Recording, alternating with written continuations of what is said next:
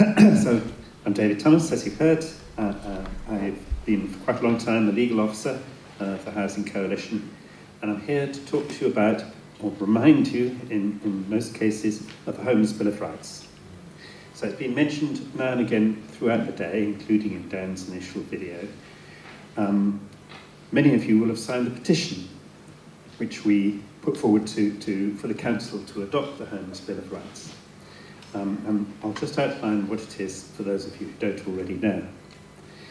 Homeless Bill of Rights is a European document put together by voluntary organisations working with homeless people as a charter for cities to adopt.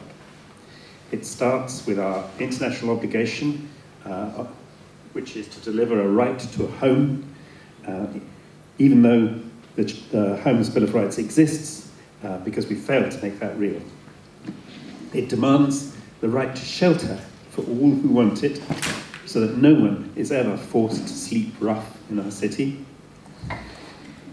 It's also got extremely practical rights built into it, like the right to proper sanitation. But above all, it's a demand for people without homes to be treated the same as the rest of us, not as a problem to be solved, but as people with rights and dignity. A demand for a different way of seeing, talking about, and acting with homeless people. So if you're not familiar with the document, there are a fair number of copies in the table at the back. They have on them a link to a website which will provide you with other resources and tell you about the campaign we had here. The coalition began a campaign to have this document adopted by the city, with a launch in this building in October 2018. This conference, for us, honours two former chairs who have died since then. Steve Parry chaired that launch, and Barry Hughes spoke to the council in support of the petition itself, which is chaired by the Executive Director of Housing, and it's supposed to be the place which oversees the operations of the council and its partners in relation to in the field of homelessness.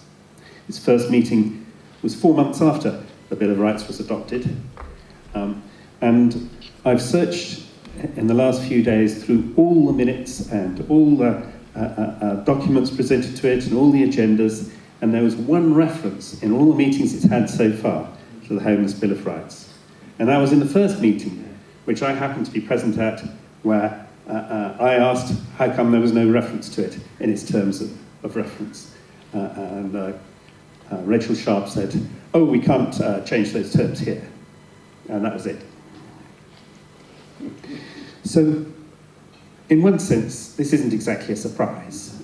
Senior officers of the council were never exactly welcoming to the idea that administrative efficiency is not the same thing as humanity, or that homeless people had rights, and there never seemed to be very much enthusiasm in the managers of the voluntary sector either.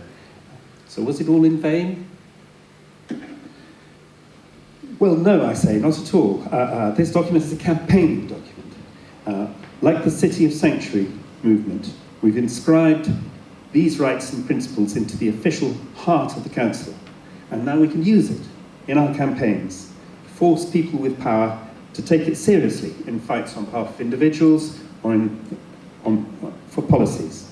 And if the council's unwilling to use it as a standard to judge its policies and practices and outcomes, then let us, the concerned citizens of the city, use it instead. The Homeless Bill of Rights declares that all of us, whether or not we have settled homes, are equal in dignity and rights, and we must never give up the struggle to make that a reality.